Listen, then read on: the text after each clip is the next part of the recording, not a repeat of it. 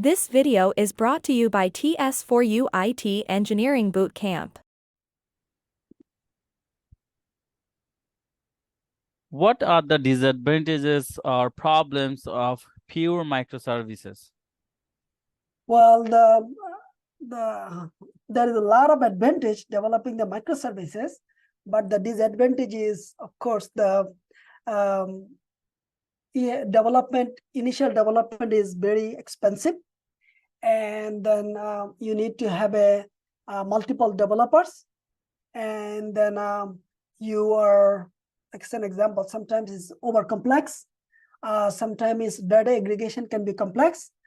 Sometimes the team they do not understand the architecture. Sometimes it is slow development.